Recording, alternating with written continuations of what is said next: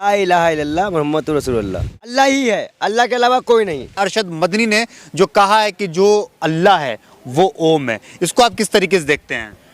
देखिए, मनु स्मृति से तो ये ब्राह्मणवाद चलता है और मनु की ये सब मानते हैं कि ये मनु की संतानें हैं। हाँ। और उधर भी आप देखिए तो मदनी साहब ने भी यही बात कह दी कि हम आदम के औलाद हैं, यानी कि सब आदमी हैं। सब आदमी हैं। हाँ। अब मनु भी किसी को पूछता था, आदम भी किसी को पूछता था। मनु जिसे पूछा था उसे ईश्वर कहा, ओम कहा गया, भगवान कहा गया, और आदम जिसको पूछा उसको अल्लाह कहा दिया गया। तो इसमें अंदर कहाँ रह गया? ठीक तो है मामला, क्या खराब है? लेकिन जो है क्या जैन मुनि जो है इसका विरोध कर रहे हैं? एक तो मुनि महाराज बाबा से हम इतना आघा गए हैं, जब भी देश में एकता की बात आएगी तब ये लोग और आके दिमाग लगाने लगते, खिचड़ी बनाने लगते हैं। इन्हीं से देश परेशान है, इन्हीं से देश परेशान है। बाप परेशान बेटा से, देश परेशान बाबा से। इन लोगों को कौन कहाँ जितनी, इनको एकता की बात समझ में नहीं आती क्या? और जहाँ तक मदनी साहब का एक मुझे इनके जैसे मौलानाओं पे एक चीज़ और भी होता है कि ये मौलाना उन लोगों से मिलते हैं जो मुसलमान को काटते मारते और उनको ऊपर टॉर्चर करते हैं, और इनके बैठ के चाय पकौड़ी खाते हैं, तो फिर डाउट भी हो जाता है। बातें अच्छी की वो अलग बात है, पर इनके चाल चरित्र में हमें विश्वास नहीं है, सीधी बात। मतलब स्टेज पे जो गलत लोगों को बुलाया था मौलाना अरशद मदनी ने, गलत हो या सही हो वो हम नहीं जानते, पर इन पे हमें भरोसा नहीं है। ये जैन मुनि जो क्या नाम है बयान दे रहे हैं इस तरीके से, देखिए जैन मुनि ने जो कहा है या उनके प्रतिक्रिया जो दी है वो जैन मुनि का व्यक्तिगत बयान है। मेरा इस पर एक ही बयान है कि मदनी साहब ने जो कहा है उसको माना जाए तो ठीक है। मनाने वाले ने फर्क नहीं किया है, कौन अल्लाह कौन भगवान। जो पैदा होते तो कोई नहीं जानता कि हम अल्लाह घर पैदा हो रहे हैं, भगवान घर पैदा हो रहा है, बात ही खत्म। कोई नहीं जानता है, वो तो यहाँ आके मालूम चलता है ना। तो ऊपर वाला एक है तो एक रहेगा, बात खत्म। लेकिन उन्होंने जो बयान दिया है, कुछ लोग कह रहे हैं कि भाई ये तो देश और लोगों के जोड़ने की बात कर रहे हैं, कुछ लोग कह रहे हैं कि भाई तोड़ने की बात कर रहे हैं। तो आप इसको किस तरीके से देखते हैं? देखिए होता क्या है कि हर धर्म अपने अपने में एक अलग है। इस्लाम में कुछ चीज़ें अलग हैं, हिंदू धर्म में अलग है, जैनिस्ट में अलग है, ईसाइयों में अलग है। अगर दोनों एक है तो फिर मुसलमान प्रेशर बना देगा कि हिंदू धर्म को तुम मेरी बातें मानो, और हिंदू धर्म वाले कह देंगे कि तुम मुसलमानों को तुम मेरी बात मानो। तो कंट्रोवर्सी भी क्रिएट हो सकती है, आप समझ नहीं रहे हो। अगर वो कह देंगे दोनों एक है तो हिंदू, तो फिर वो कहेंगे आप पूजा ही करो, मूर्ति पूजा करो। इस्लाम कभी नहीं मानेगा। वो कहेंगे पूजा करो, कहेगा हम नमाज पढ़ेंगे, फिर वो कहेगा बकरा मत काटो, कहेगा हम काटेंगे। तो कंट्रोवर्सी नहीं हो गया? तो ये भी तो हो सकता है। तो इसलिए बड़ी गंभीरता ऐसे स्टेटमेंट बड़े सोच विचार के देने चाहिए। ऐसे हम लोग बचते हैं वैसे उनको भी बचना चाहिए।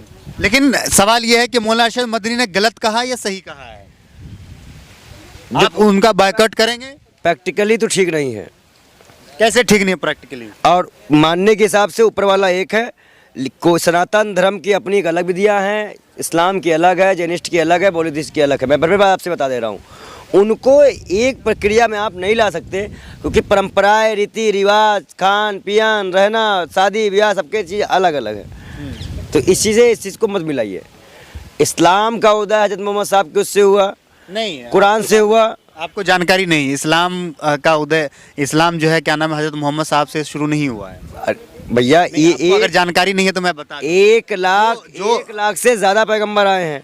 मूसा अलैहिस्सलाम आए थे आपके यहूदी पैगंबर के लिए, ईसा अलैहिस्सलाम ईसाइयों के लिए, लाख पैगंबर हजरत मोहम्मद साहब बहुत से आए थे। लेकिन इस्लाम में जो चीज़ें जैसी आई होती हुई आई है, आप हिंदू में उसमें साक्ष्य नहीं पाओगे। कुछ कभी कभी क्या होता है, कभी कोई कलमा मिल गया, कभी कोई आयत मिल गया, ऐसे हम लोग उस चीज़ को नहीं मान सकते। तो बयान सिर्फ देशवासियों को एक करने के लिए तो ठीक है, लेकिन प्रैक्टिकल नहीं है। अगर लोग मानने पे आ जाएंगे तो हिंदू धर्म वाले भी कहेंगे मुसलमान ये करे, और फिर मुसलमान कहेगा हिंदू धर्म वाले। वो ये आपके ऊपर थोप थोड़ी नहीं रहे, आपको थोड़ी कह रहे हैं कि भाई ये चीजें करो। वो ये एक चीज बताइए, उन्होंने ये कहा है, अभी हमारे यहाँ पे आप देखिए पठान को लेकर कितना विवाद था, और वही साध्वी जी कह रही हैं मानते हैं कि ईश्वर और अल्लाह एक है। बिल्कुल। तो फिर गलत कैसे हो गया? गलत इस हिसाब से हो गया। देखिए फिर गलत उन लोगों के लिए ना जो इस तरीके से गलत सोचते हैं, जो नहीं चाहते हैं कि हिंदू मुसलमान एक साथ रहें। अगर आप नहीं चाहते हिंदू मुसलमान एक साथ रहे तो फिर आपके लिए ठीक है। हिंदू मुसलमान एक साथ है, एक साथ रहेगा। खाली धर्म की एकता से लेके नहीं, इंसानियत का भी रिश्ता होता है, भाईचारे का भी रिश्ता होता है। खाली धर्म ही हर चीज का मैटर नहीं करता है। धर्म तो व्यक्तिगत होता है, सार्वजनिक नहीं लाया धर्म। तो हम मिले, आप बताइए, आप जाहिद में पंडित, हमें क्या दिक्कत होगी आपके ऐसे करने में? बताइए। कोई दिक्कत कोई नहीं, लेकिन जैनिस्ट जो है वो तो ना अल्लाह को मानते हैं, ना ईश्वर को, ना भगवान को मानते नहीं है। मैं क्या कर रहा हूँ, जो नहीं, उन्हें तकलीफ हुई है। आजकल जो नहीं मानता है वही तो पंचायत करने आता है दिक्कत तो यही है हमारे देश की, जो नहीं मानेगा वो पंचायत करने चला आएगा। क्या करेंगे आप? तो ऐसे लोगों को बाइकाट करिए, दूर करिए।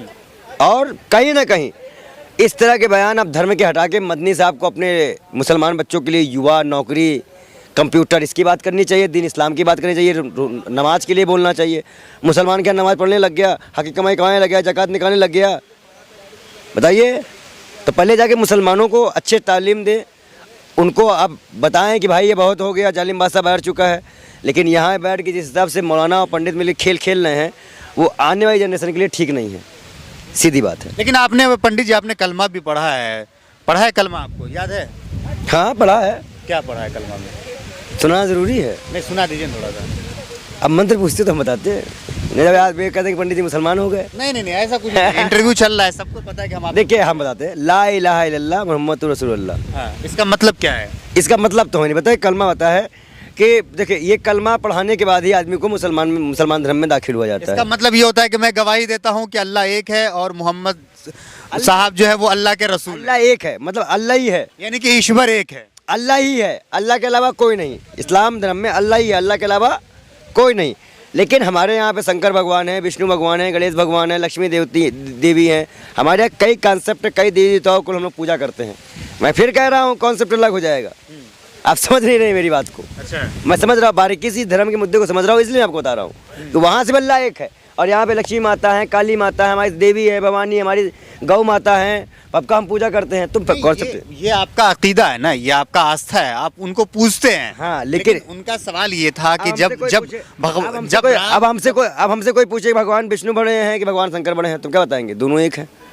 तो इसलिए हमारे यहाँ कॉन्सेप्ट अलग है, उधर अलग है, दोनों को मिलाया, दोनों भाईचारे सीख रहे हैं। वो नमाज पढ़ने का जाए, हम मंदिर जाएं, वो ठीक है, सद्भाव से मिले उनसे, उन्होंने क्यों ऐसा कर। सही माना जाए, जो बाबा रामदेव ने जो बयान दिया है कि जो मुसलमान है वो नमाज तो पढ़ते हैं, उसके बाद जो है वो लोग आतंक फैलाते हैं, वो लोग जो है बम बनाने के ट्रेनिंग लेते हैं, वो जो सनातनी बेटियां हैं उसके साथ जो है लब जिहाद करते हैं, माना जाएगा। बाबा रामदेव से पूछे तेज का पेट्रोल कहाँ है। और दूसरी बात यह है कि जब कोई मुसलमान नमाज पढ़ता है तो नियत मानता है, जब वो सजदा करता है तो अपने अल्लाह से लीन हो जाता है, अल्लाह से उसका कनेक्शन हो जाता है। नमाज की बड़ी पाबंदियाँ हैं, 5 टाइम की नमाज, पहले ये 50 वक्त की थी, लेकिन हुजूर साहब ने जा के उसे 5 वक्त कराया है। और जो नमाज पढ़ेगा, नमाजी होगा, अल्लाह को से डरेगा, वो गलत काम ही क्यों करेगा? और जो ऐसा काम करेगा नमाज पढ़ के भी करेगा तो वो मुसलमान ही नहीं होगा, खारिज कर दिया जाएगा इस्लाम से, बात ही खत्म। जो अपने धर्म की बात नहीं मानेगा वो धर्म का रहा कहाँ फिर भाई? बात खत्म। तो फिर बाबा रामदेव इस तरीके से मुसलमानों को टारगेट क्यों कर रहे हैं? बाबा रामदेव को रुपया मिला है, पैसा मिला है भाजपा को जिताने के लिए, दलाली करने के लिए, फिर हिंदू मुसलमान दलित ब्राह्मण पंडित आ गया। अरे वो बड़े लोग हैं, संत हैं, वो परहेजगार लोग हैं। हाँ, तो कहिए ना, इनसे अच्छा तो सुअर हैं, कम से कम गंदगी खाती हैं, ये तो गंदगी फैलाते हैं। अब बाबा रामदेव को इससे तुलना करें? हम यही कार्रवाई करेंगे जब ये गंदगी फैलाएंगे। एक संत के साथ इस तरीके से बात नहीं कर सकते हैं। अच्छा, पूंछ फाड़ लो, पूंछ फाड़ लो, पूंछ फाड़ लो, नहीं बताएगा, जा, ये संत की भाषा है।